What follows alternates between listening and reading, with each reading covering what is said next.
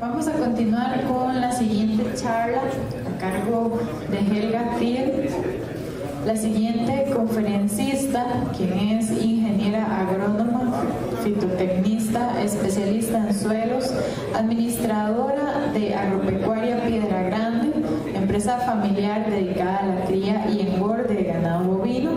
Fue docente de la Universidad de Costa Rica, en Turrialba, y nos ayudará a entender con su charla los conceptos de uso del suelo en la ganadería. Démosle la bienvenida.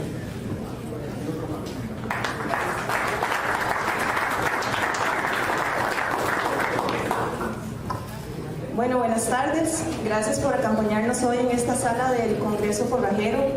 La idea con esta charla es que veamos conceptos de suelos relacionados con ganadería, enfocándonos en que el suelo es un recurso fundamental para lograr una buena producción de forrajes y consecuentemente una buena alimentación del ganado.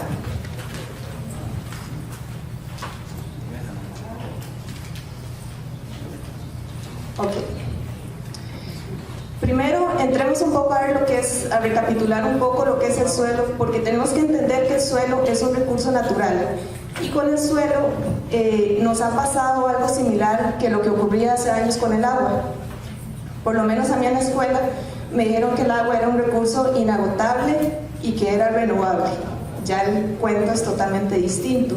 Con el suelo debería ser algo similar, porque el suelo es un recurso que puede agotarse y podemos perderlo. Y perder estos beneficios tan grandes que nos da, que genera una serie de bienes y servicios, tanto para los ecosistemas como para la vida humana propiamente. El suelo es un recurso frágil, tan frágil que se estima que a nivel mundial actualmente el 33% de los suelos están degradados y que todos los años se pierde una superficie de aproximadamente 50.000 kilómetros cuadrados. Eso es una superficie similar a la de nuestro país. Entonces imagínense la magnitud de pérdida de suelos y degradación que existe a nivel mundial. Estos son suelos que se van a degradar y que ya no van a ser productivos hasta dentro de muchos años, porque si bien el proceso de génesis de suelo, de formación de suelo, es un proceso que ocurre continuamente en el tiempo, es un proceso muy lento, que puede durar cientos o miles de años. En consecuencia, si nosotros degradamos un suelo, nosotros mismos no vamos a verlo recuperado. Debido a esto, en el 2017, la FAO, a través de la Alianza Mundial por el Suelo, que es una alianza que se generó con especialistas en suelos a nivel mundial, emitieron las directrices voluntarias para la gestión sostenible de los suelos. La idea es que identificaron las 10 principales amenazas que sufren los suelos a nivel mundial. Y con base a estas amenazas, definir qué prácticas hay que aplicar para contrarrestarlas y poder conservar adecuadamente los suelos. Y especialmente fundamentados en que los suelos son, como ahí dice, la base para la producción de alimentos y alimentos de calidad. Y además, un elemento estratégico para lo que es como sumidero de carbono y para enfrentar el cambio climático.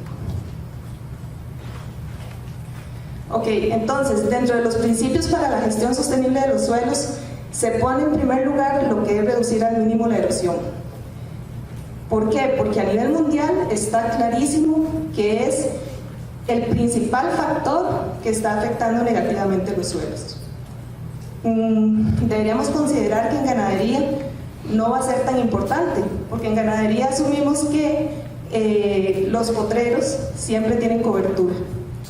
Entonces eso ayuda a reducir la erosión, ¿verdad? Un suelo cubierto es un suelo que va a estar menos erosionado. Sin embargo, si estamos en sitios frágiles, donde hacemos mal uso del recurso suelo, donde pastoreamos intensivamente, metemos cargas animales altas, animales muy pesados, pues obviamente vamos a tener degradación del suelo. Un suelo de ese tipo, por capacidad de uso de las tierras, ni siquiera debería ser usado en ganadería. Sin embargo, pues los que tenemos fincas y tenemos áreas que son de ese tipo, y pues quisiéramos aprovecharlas al máximo, pero entonces ahí lo que aplica es usar cargas animales bajas, animales que no sean muy pesados y paralelamente obras de conservación de suelos.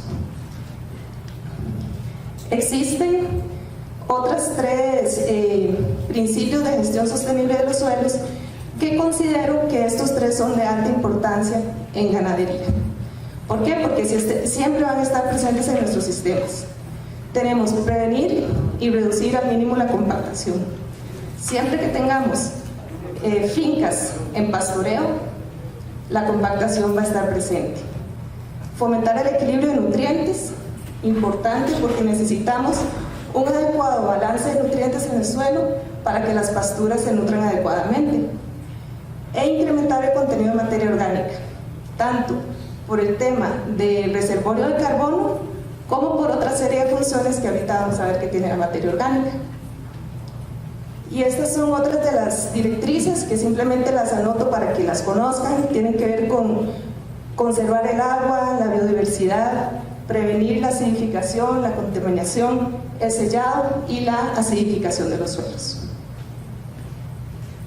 Entonces, como les dije, vamos a enfocarnos en estos tres principios o tres conceptos principales de suelo que son altamente aplicables en ganadería. Ellos, con sus interacciones, nos van a llevar a tener un suelo de calidad para el desarrollo de los forrajes que van a servir como alimento para los animales. Entonces, empezando con lo que es el incremento de la materia orgánica en el suelo. Primero, entendamos que la materia orgánica está principalmente formada por carbono, hidrógeno y oxígeno, y en menor proporción nitrógeno, azufre y fósforo. El 58% de la materia orgánica va a ser carbono. Por eso es que tiene tantísima importancia en la parte de acumulación de carbono en el suelo. Entonces, esa parte de carbono de la materia orgánica es detrás de la que se está en todo este proceso de la estrategia de ganadería baja en carbono, de mitigar el efecto del cambio climático, por ese mismo motivo, por esa acumulación de carbono en la materia orgánica. Ahora bien, el contenido de materia orgánica está influenciado en el suelo por varios factores. Uno de ellos es la vegetación. Y la vegetación tiene que ver en el sentido de que entre más producción de biomasa tengamos, más acumulación de materia orgánica va a haber en el suelo. También otros factores como el clima, organismos, drenaje. En drenaje, por ejemplo, suelos mal drenados van a tender a acumular materia orgánica, mientras que en suelos bien drenados la acumulación va a ser menor. Textura, estructura, laboreo. El laboreo, refiriéndonos a mecanización de las tierras, es una práctica que tiende también a disminuir el contenido de materia orgánica en el suelo. Dichosamente, en ganadería la aplicamos poco. Es más que todo cuando vamos a renovar un potrero, que puede ser que mecanicemos, pero después pueden pasar décadas donde no vamos a realizar esta labor. Y si tenemos una mala gestión de los suelos y se produce la disminución de la materia orgánica, puede haber consecuencias negativas como estas, que es que se afecta la estructura del suelo, puede haber incremento de la erosión y además generar emisiones de gases hacia la atmósfera. Este es un cuadro de Enríquez y Cabanceta, donde se indican los niveles de materia orgánica que son comunes en los suelos de Costa Rica según el orden de suelo. La idea aquí es que entendamos que la materia orgánica podemos acumularla en el suelo a través de la incorporación de biomasa, pero hasta cierto punto. No podemos pretender que los incrementos en la materia orgánica sean constantes en el tiempo. Va a llegar un momento en que sean incrementos decrecientes y que más bien lleguemos como a un punto de equilibrio. Y esto se debe al proceso de mineralización, porque a la vez que se da el proceso de acumulación de la materia orgánica por la biomasa que queda en campo, también se da el proceso de degradación de esa materia orgánica. ¿Y esto qué es lo que sucede? Se pasa de la forma orgánica a formas inorgánicas a través de la acción de hongos y bacterias y otros organismos del suelo que son aeróbicos. Y se liberan nutrientes y y otros componentes como agua, dióxido de carbono, amonios, nitratos, fosfatos, sulfatos. Entonces vean que ese es un proceso que va a llegar a un punto de equilibrio, acumulación de materia orgánica, pero a la vez degradación. Pero no tenemos que ver la mineralización como un proceso negativo, porque estos que están aquí son nutrientes que van a estar en formas fácilmente disponibles para las plantas. Entonces lo que se está dando también es un reciclaje de nutrientes para disponibilidad de la planta. Ok, ahora vamos a ver el efecto que tiene la materia orgánica en algunas de las propiedades de los suelos. Tenemos que la materia orgánica puede afectar lo que es la estructura del suelo. Acordémonos que la estructura del suelo es cómo se acomodan o cómo se unen las partículas de arena, limo y arcilla para formar agregados. Lo que sucede es que cuando se forman estos agregados, como está ahí en la figura, entre uno y otro van a quedar espacios, y esos espacios van a ser el sistema poroso del suelo. Ese sistema poroso es el que va a permitir que haya circulación de agua y aire, condición totalmente necesaria para el buen crecimiento, no solo de las raíces de las plantas, sino también de todos los organismos que están en el suelo. ¿Ok? Y la materia orgánica, dentro de esto, juega un papel cementante. Las partículas de arena, limo y arcilla pueden unirse entre ellas por sus cargas superficiales, por fuerzas electrostáticas, pero su estabilidad va a depender muchísimo del efecto cementante que tiene la materia orgánica. La materia orgánica le va a dar más rigidez a estas estructuras y por lo tanto más capacidad de resistir condiciones adversas. Dentro de las propiedades químicas, la materia orgánica también juega un papel fundamental. Aquí en este cuadro lo que tenemos es, veámoslo como SiC principalmente, que es la capacidad de intercambio catiónico. Tenemos los niveles de SiC para los principales coloides o arcillas que tenemos en los suelos de Costa Rica. Vean que el que más alcanza es la vermiculita, que anda entre 100 y 150. Pero vean allá al final que las sustancias húmicas, que son el paso final de evolución de la materia orgánica, especialmente cuando hay lignina, van a tener una SiC de entre 100 y 300, o sea, van a tener la SiC más alta. Y esto es sumamente valioso, especialmente en suelos que tienen muy baja SiC. En multisoles que predomina la caulinita de bajísima SiC, el aporte de materia orgánica va a hacer que la SiC del suelo suba, y eso va a ayudar al tema de fertilidad. ¿Por qué? Porque va a haber una menor lixiviación de nutrientes y los fertilizantes que apliquemos también van a tender a lavarse menos. Y desde el punto de vista biológico, la materia orgánica es importante como factor formador del suelo, también, como ya vimos, como aporte de nitrógeno, fósforo y azufre, y también le da al suelo la capacidad de ser más resistente a cambios, a agresiones que le hagamos, por decirle de alguna forma. La capacidad de resiliencia del suelo incrementa con el contenido de materia orgánica. Pero también, hemos visto que la materia orgánica juega funciones muy importantes, que su aporte al suelo debería ser siempre positivo, sin embargo no es así. Hay que tener cuidado porque cuando el incremento de materia orgánica es por efecto de más biomasa que estoy produciendo dentro del mismo sistema, ahí no voy a tener problema. Pero si aplico materia orgánica proveniente de otra fuente, podría presentar problemas, dependiendo del grado de madurez de la materia orgánica y también de la cantidad que apliquemos. Por ejemplo, puede haber alelopatía, pero la ventaja de esto es que digamos que no será tan severo porque es una acción limitada en el tiempo. Y también puede darse bloqueo de nitrógeno. ¿Esto por qué sucede? Porque los organismos que degradan la materia orgánica requieren nitrógeno para su actividad. Entonces, si tengo un suelo que es bajo en nitrógeno, y aplico una materia orgánica con una relación carbono-nitrógeno alta, los microorganismos del suelo van a utilizar el poco nitrógeno disponible para poder degradar esa materia orgánica, y ese nitrógeno ya no va a estar disponible para las plantas. Entonces hay que tener mucho cuidado cuando apliquemos materia orgánica de una fuente externa hacia nuestro potrero. Y entonces, que nos quede claro que la materia orgánica bien manejada no es solo carbono.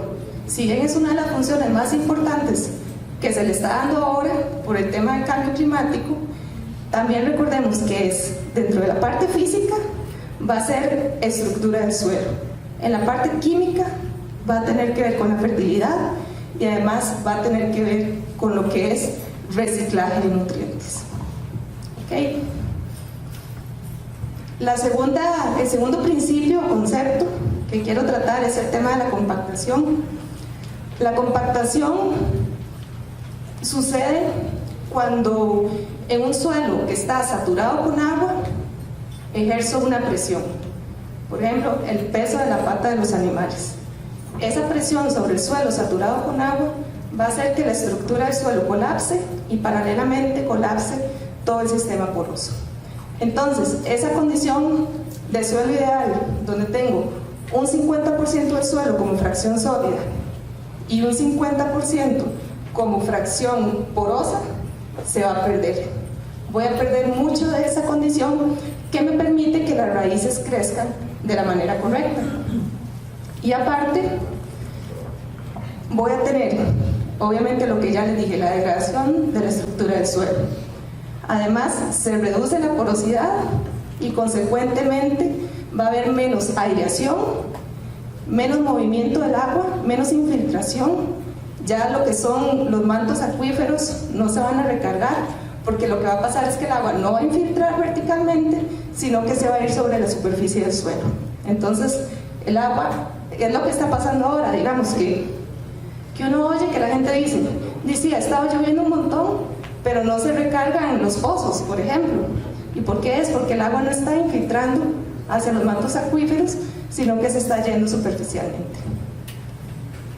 Además, importantísimo que se limite el crecimiento de las raíces, porque ya la raíz no va a tener condiciones adecuadas ni de oxigenación ni de espacio para crecer, y por lo tanto la productividad de los cultivos cae.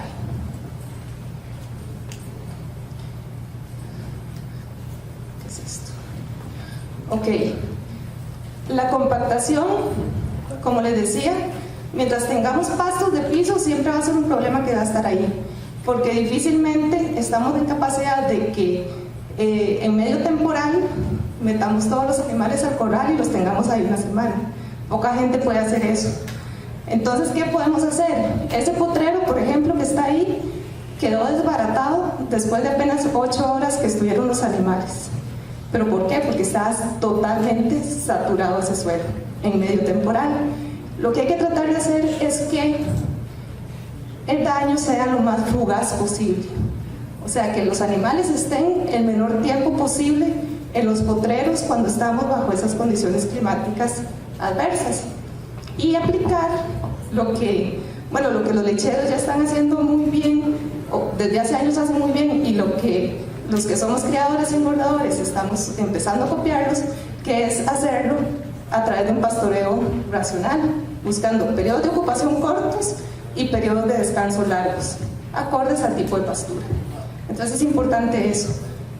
No podemos evitar compactar el suelo, pero entonces tratemos de que la afectación sea durante el menor tiempo posible y que demos suficiente tiempo al suelo para que se recupere. Ok, eso con la compactación.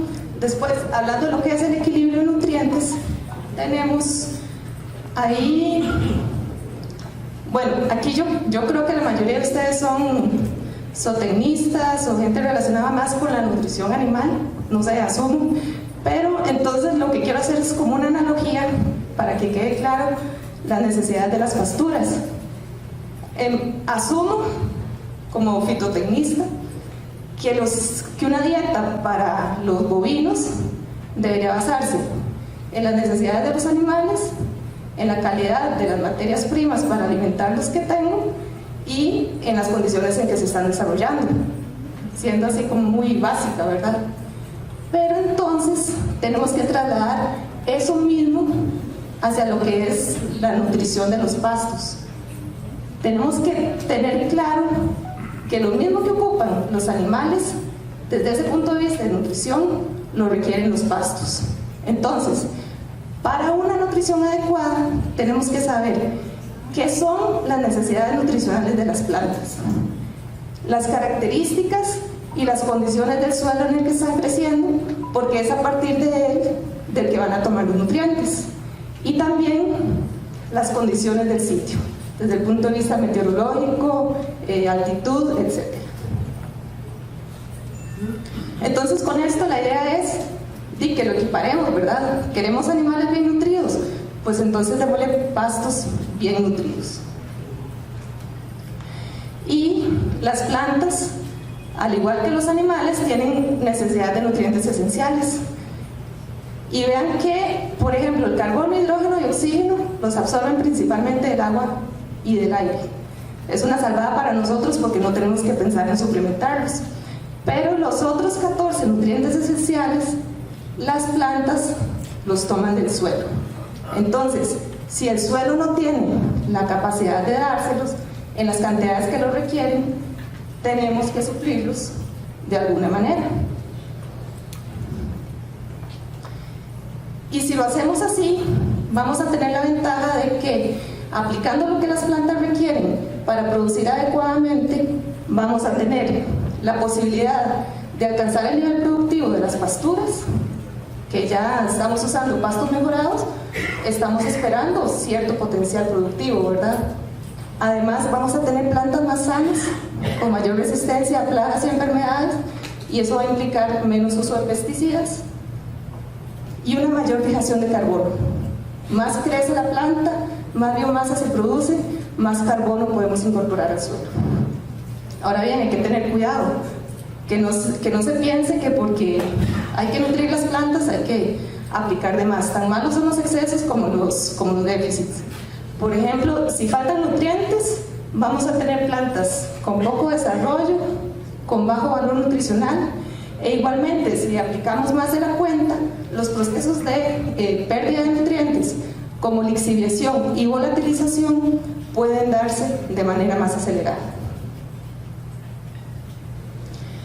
Y hablando de nutrición y de fertilización, no podemos dejar pasar a hablar de este tema de la acidez, porque la acidez es un problema que tenemos de amplia distribución a nivel nacional. ¿Por qué? Porque, bueno, ahí está que más del 46% de los suelos de Costa Rica son multisoles. Los multisoles son suelos que por naturaleza son ácidos, pero además hay muchos suelos volcánicos y muchos incertisoles que tienen fuerte tendencia a acidificarse. Entonces la acidez es un problema que está presente en muchísimas de nuestras fincas y que tenemos que combatirlo. Y tenemos que combatirlo porque el aluminio, que es lo mismo que la acidez intercambiable, es tóxico para las raíces. Entonces, si hay acidez en el suelo, el aluminio va a estar intoxicando las raíces. Son raíces que no van a tener la capacidad de absorber adecuadamente el agua ni los nutrientes que estén en el suelo o que les estemos aplicando. Entonces, siempre tenemos que pensar, antes de empezar a trabajar en un programa de nutrición o de aporte de nutrientes propiamente, ver cómo está la acidez del suelo y, de ser necesario, corregirla antes para tener un sistema radicular en buen estado que pueda aprovechar los nutrientes que vamos a aplicar. Entonces, siguiendo con esto de la situación del equilibrio de nutrientes, consultando en cuanto a la adopción de las prácticas de manejo de la nutrición en nuestro país, es claro que las fincas lecheras tienen un mayor grado de adopción de las prácticas de manejo nutricional que las fincas de cría y engorde. Y eso para mí tiene que ver mucho con el hecho de que las fincas prácticamente todas las fincas lecheras hacen un manejo rotacional de ocupaciones cortas de un día o menos, mientras que los que estamos en cría y engorde, a veces hasta 7 días tenemos el ganado en un potrero. Entonces, ¿qué va a pasar? La respuesta de la pastura no va a ser el mismo. No es lo mismo un pasto que se maltrata una vez al mes que un pasto que usted lo pisotea 7 días, durante 7 días, y después a los 20 días le está cayendo de nuevo. Entonces la respuesta de las aplicaciones nunca va a ser la misma.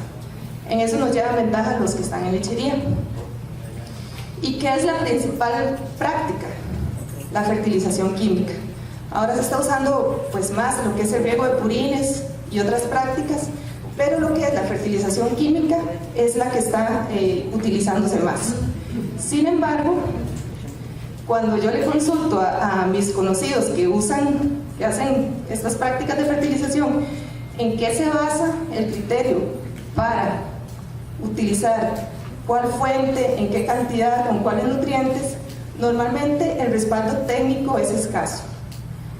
Quiero ser justa y sí, hay gente que está realizando muy buena labor, aplicando lo correcto en el momento correcto, etc.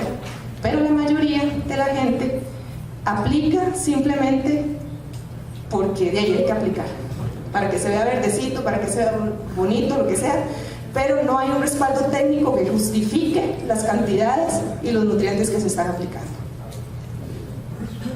Y hay un gran problema, que muchos programas se basan en la aplicación exclusiva de nitrógeno.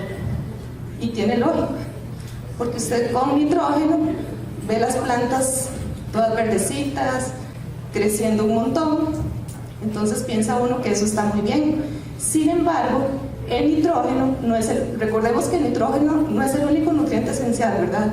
Hay otros 13 elementos que la planta requiere del suelo para su normal desarrollo y para producir adecuadamente las proteínas, las vitaminas, todo lo que necesita el animal posteriormente. Al haber más nitrógeno, la planta crece más, pero también va a requerir más nutrientes, no solamente el nitrógeno. O sea, creció con nitrógeno, pero ocupa rellenar con los otros 13 nutrientes esenciales que toma el suelo. Y el problema es que si el suelo no tiene esos nutrientes y si no se los aportamos externamente, entonces parte del beneficio de aplicar nitrógeno lo vamos a perder, porque sí, la planta creció mucho, pero su valor nutricional es bajo y también se disminuye el valor nutricional. Y además hay otras implicaciones de aplicar nitrógeno y hay que ser muy cuidadosos en esto, porque recuerden que les expliqué que los microorganismos del suelo que degradan materia orgánica requieren nitrógeno para realizar su actividad. Si aplicamos demasiado nitrógeno, también estimulamos la actividad de estos microorganismos. Entonces se puede acelerar la degradación de la materia orgánica y es algo que definitivamente no queremos. Queremos que exista un equilibrio entre acumulación y mineralización, pero que este proceso no sea acelerado. Entonces, ¿qué es lo que tenemos que tratar de hacer? Al menos con el nitrógeno, que es un nutriente tan importante en la producción, no podemos pretender dejar de aplicarlo. Es tratar de aplicarlo en las condiciones, en las cantidades adecuadas, pero además, ahora hay mucha tecnología. Conocer el tema del clima. Por ejemplo, si estoy en una época lluviosa, no aplicar nitratos porque se lixivian fácilmente. Si estoy en época seca, evitar aplicar urea porque se volatiliza fácilmente en condiciones secas. Y además ya en el mercado existen muchas tecnologías, por ejemplo, inhibidores de la ureasa, inhibidores de la nitrificación, de la denitrificación también. Entonces tratemos de lograr que las aplicaciones de nitrógeno sean lo más eficientes posibles para no aplicar más de la cuenta. Y aquí lo que sigue es entonces, siguiendo con el tema de balance de nutrientes, ¿cómo podemos hacer para hacer un programa de fertilización adecuado en pasturas? Cuando hablamos de fertilización en cualquier cultivo, naranja, plátano, papaya, siempre vamos a requerir estas 3 cosas: lo que requiere el cultivo, lo que hay en el suelo y estimar un porcentaje de eficiencia de las aplicaciones. Vamos a ir viendo uno a uno. Lo que requiere el cultivo se refiere a cuánto de nutriente extrae lo que estoy cosechando. Por ejemplo, si voy a hacer un programa de fertilización en naranjas, yo no voy a aplicar todo el fertilizante que ocupa el árbol de naranja para formarse. Voy a aplicar el fertilizante que ocupo para producir las naranjas que me voy a llevar, que voy a sacar del sistema. Entonces, estos datos de extracción, bueno, a mí me ha costado conseguirlos en, digamos, en literatura para pastos, son difíciles de conseguir. Aquí hay un par de datos de producción de materia seca en quicuyo, braquiaria y en sorgo forrajero. Y estos datos son de extracción de kilogramos por tonelada de materia seca. Pero entonces ahí es importante que nosotros sepamos cuál es nuestra producción de materia seca, para así, proporcionalmente, realizar las aplicaciones. Entonces es importante siempre asociar la extracción y la dosis a un rendimiento. No puede aplicar lo mismo el que produce 1,5 toneladas de materia seca que el que produce 5. ¿Okay? Después, lo que hay en el suelo. Esto sale de un simple análisis químico de suelo. Con unos factores de conversión podemos determinar cuántos kilos por hectárea de los diferentes nutrientes hay en el suelo, y la idea principal es determinar si el suelo está en capacidad o no de darle al cultivo, en este caso al pasto, los nutrientes que requiere. Si es un suelo con altos contenidos, por ejemplo, de fósforo y potasio, podemos darle responsabilidad. Qué sé yo, si el suelo ocupa, en mi programa de fertilización, 100 kilos de fósforo y el nivel de fósforo en el suelo es alto, podría yo bajar. En vez de pensar en darle 100 kilos, darle 80 o 50. Lo mismo con todos los nutrientes. Determinar hasta qué punto el suelo puede aportar al cultivo que estoy trabajando. Y aquí también tengo que necesariamente hacer el recordatorio de que un buen análisis de suelo va a depender de un buen muestreo de suelos. Yo sé que muchas veces nos da pereza cuando estamos muestreando, porque lo ideal es que sean 15 submuestras. Y yo sé que a veces ya vamos por la 10 y ya no queremos más. Pero si hacemos 10, la próxima vez hacemos 8, la próxima vez hacemos 5. Entonces, piensen esto. Si yo hago nada más 5 submuestras y una de esas cayó donde quizás el mes pasado se me regó el fertilizante, no es lo mismo que ese error se diluya en 5 que en 15. ¿Ok? Entonces esa es la idea de esas 15 submuestras. Y tenemos que considerar el porcentaje de eficiencia, que tiene que ver bueno, con el orden de suelo, en función del tipo de arcilla que tenga cada suelo de los que tenemos en Costa Rica, pero también tiene que ver con el momento en que apliquemos. Por ejemplo, no apliquemos, obviamente no vamos a aplicar cuando está lloviendo o cuando el suelo está demasiado seco, porque si no la eficiencia va a ser bajísima, las pérdidas de nutrientes van a ser muy grandes. También que usemos las materias primas más adecuadas, que las apliquemos de la mejor forma y que tomemos en cuenta en qué orden de suelo estamos trabajando, porque cada orden de suelo va a ser problemático para diferentes nutrientes. Bueno, el fósforo, en todos los suelos algo le va a pasar. El suelo generalmente se va a fijar de una u otra forma en todos los suelos. Los vertisoles van a fijar potasio, los ultisoles van a tener problemas de acidez, etc. Entonces, vean que estos son los porcentajes de eficiencia y son sumamente bajos. Es una tabla general. Imagínense que la eficiencia máxima, digamos, de nitrógeno, las máximas están en los insertisoles, que son los de la última columna. Tenemos un 70% para nitrógeno, 50% para fósforo y 80% para potasio. Significa que la contraparte se pierde o se fija de alguna manera en el suelo. Eso podemos incrementarlo utilizando las fuentes adecuadas, aplicando en el momento correcto para minimizar las pérdidas. Y siempre recordemos esto. Esto tiene que ver con lo que es agricultura de precisión.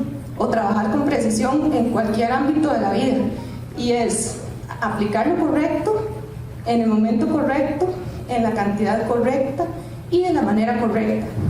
Estos 4 principios nos van a permitir hacer un uso eficiente de nutrientes y lograr, no solo eficiente, sino responsable también, porque también tenemos una responsabilidad ambiental de evitar que haya lixiviación excesiva de nutrientes o volatilización de óxido nitroso, por ejemplo, por pérdidas de nitrógeno.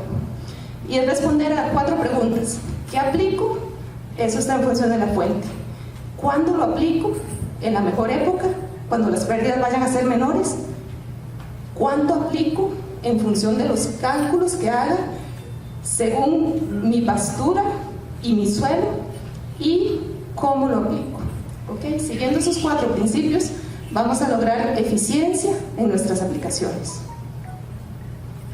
Pero, hablando del caso de las naranjas, es muy fácil, o no es muy fácil, pero es más simple si yo pienso nada más que tengo que aplicar, o sea, yo sé cuánto naranja estoy cosechando y eso es lo que tengo que devolverle al sistema.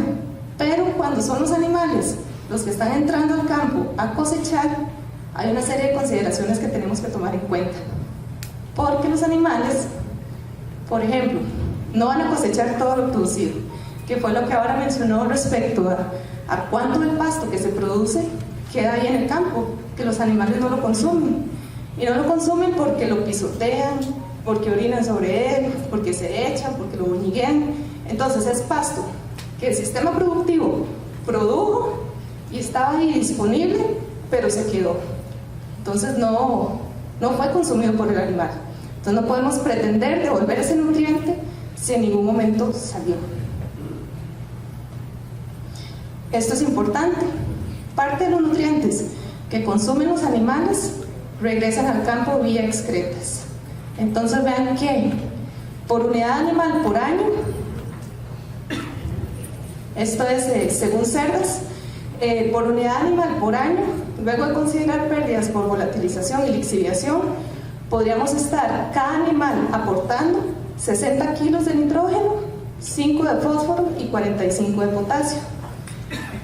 Si eso ya es considerando lo que se lixivia y lo que se volatiliza, entonces yo debería, si mi carga animal es de 1, a mi programa de fertilización podría restarle esos kilos de NP y K, porque el animal los está devolviendo. Es materia orgánica que se va a mineralizar y los nutrientes van a quedar nuevamente disponibles para la planta. Otra consideración, el tema de sobrepastoreo, lo que les mencioné ahora. Si hay sobrepastoreo, hay compactación, hay daño a las raíces, hay daño a la parte aérea de la planta, y entonces son plantas que no van a responder bien a las aplicaciones. Una planta mutilada o maltratada más de la cuenta no va a absorber de la manera correcta o en las cantidades que yo pretendo los nutrientes que estoy aplicando. Y el tema de las necesidades del consumidor, en este caso el animal. No tenemos que producir pasto nada más por producir ahí un montón de cantidad y sin tener claro si lo que estoy produciendo es adecuado para el animal.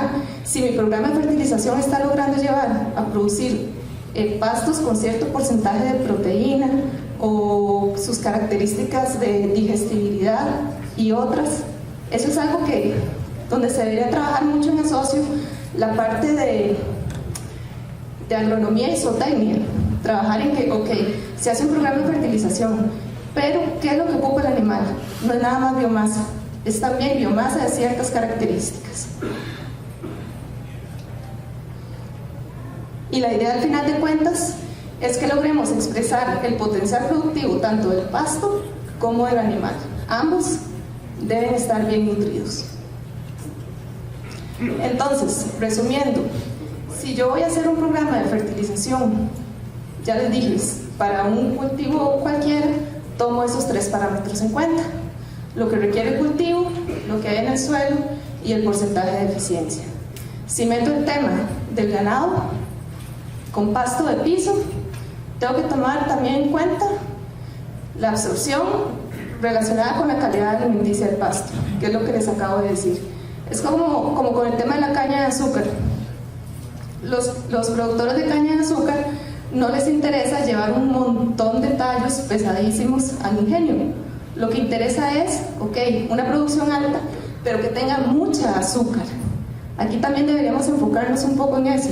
No producir aquel montón de pasto, sino que, ok, sí, mucho pasto, pero que tenga los nutrientes, la proteína, las vitaminas que ocupan los animales. Con lo que hay en el suelo, ok, yo voy a tomar en cuenta si el suelo puede o no puede aportarme todo lo que ocupa el cultivo, pero además voy a tomar en cuenta esos nutrientes que quedan en el campo, en el pasto que el animal no consumió, que es pasto, que eventualmente se va a morir y se va a mineralizar y me va a dejar otra vez nutrientes disponibles para la misma planta, y además tomar en consideración ese porcentaje que vimos de nutrientes que regresan vía excretas. Y el porcentaje de eficiencia también tenemos que verlo no solo con el orden de suelo que estamos trabajando, como les mostré en la figura del mapa de órdenes de suelo de Costa Rica, sino también el tema de sobrepastoreo y compactación. Porque ¿qué sucede? Si el suelo está compactado, si estamos sobre la eficiencia de las aplicaciones no va a ser la adecuada. La respuesta a las aplicaciones de fertilizantes no va a ser la mejor. Entonces, casi que lo que yo digo es que es mejor invertir primero, antes de ponernos a sacar plata de la bolsa para hacer programas de fertilización, primero pasarnos a un tipo de pastoreo racional, rotacional, porque si no la respuesta que vamos a ver en las pasturas va a ser muy baja. Primero démosle al pasto condiciones adecuadas para desarrollarse, agredirlo menos, con menos días de ocupación seguidos, y ya después, entonces sí, una vez que esas condiciones han ido mejorando, pensar en aplicar los nutrientes que pueda estar requiriendo. Bueno, y este es un ejemplo, digamos, de lo que estamos haciendo en la finca, que es básicamente, lo importante es no pensar en recetas. Es como ahora en el almuerzo, hay un muchacho, aquel que está allá de camisa roja, que dijo que recetas no aplican, o sea, no podemos aplicar recetas para todas las fincas, no puede ser parejo el asunto así, tenemos que ajustarnos a las condiciones, ojalá alcance la plata, el tiempo y todo, para poder ajustarnos a las condiciones específicas de cada finca, porque no va a ser lo mismo. Por ejemplo, nosotros tenemos braquiaria de cumbres, no es lo mismo la braquiaria de cumbres que tenemos nosotros en Turrialba a 1100 metros que la que está en Turrialba a 600 metros, o la que está en alguna otra región del país. Su acumulación de nutrientes, su productividad va a ser distinta, y eso va a hacer que sus requerimientos nutricionales también sean distintos. Entonces, lo ideal sería poder trabajarlo a nivel de finca.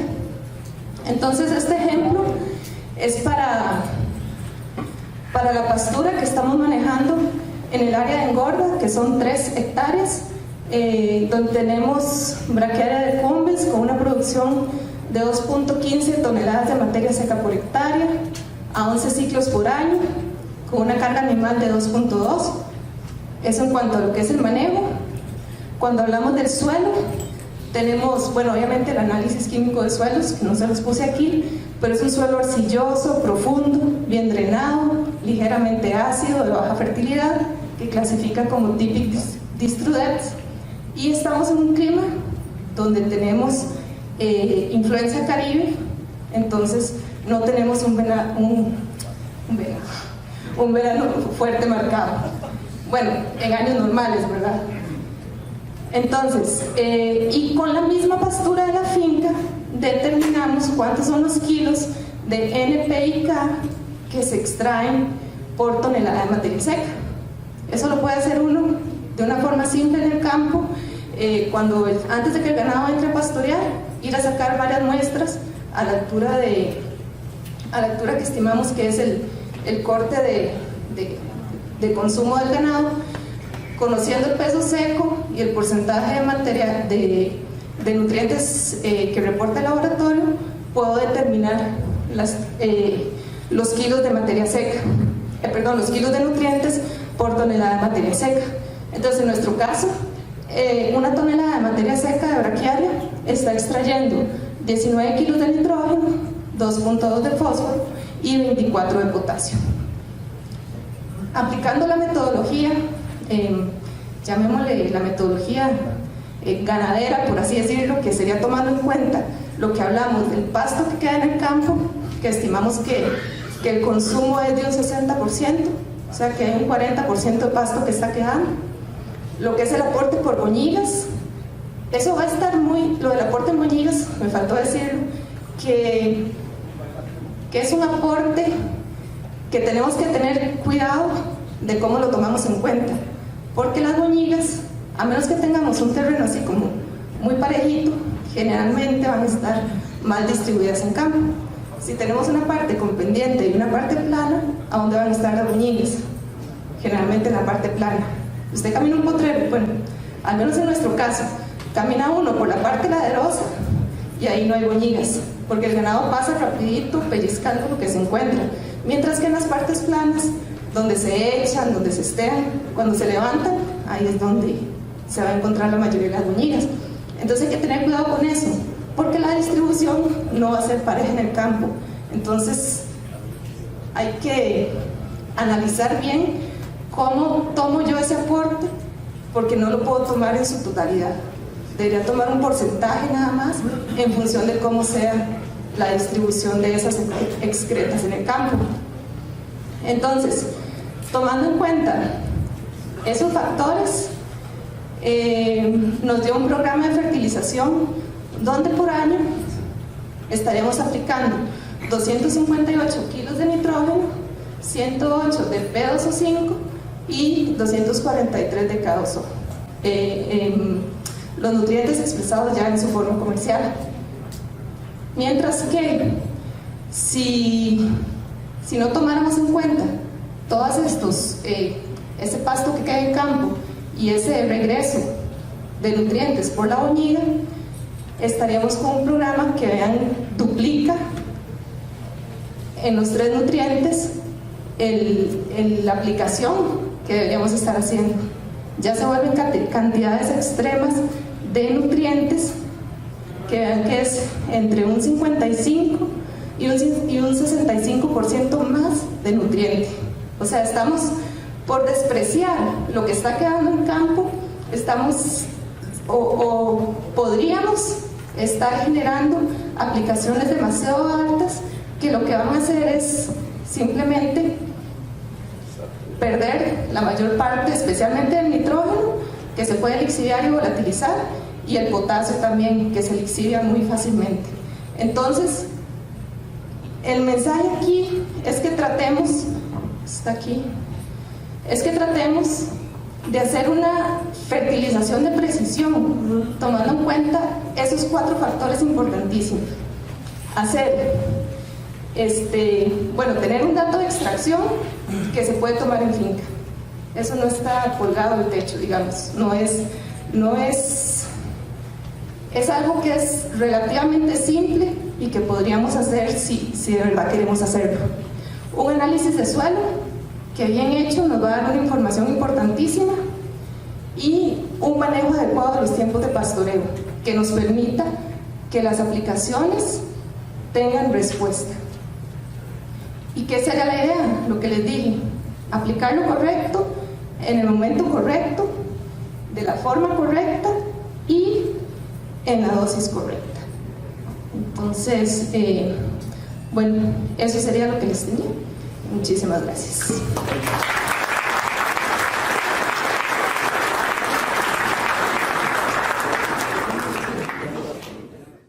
Muchísimas gracias.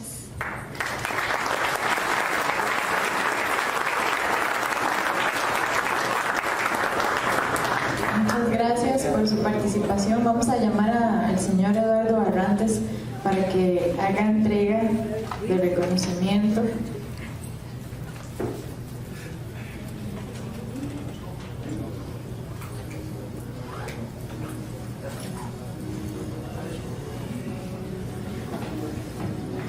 Vamos a leer lo que dice aquí.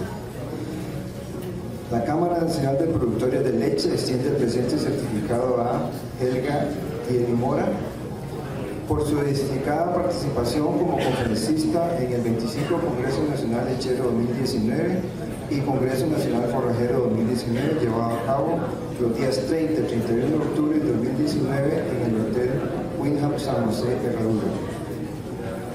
Dado en Heredia, Costa Rica, 31 de octubre de 2019. Helga, muchísimas gracias por esa información tan valiosa que nos han compartido hoy y esperamos tenerla en otros eventos.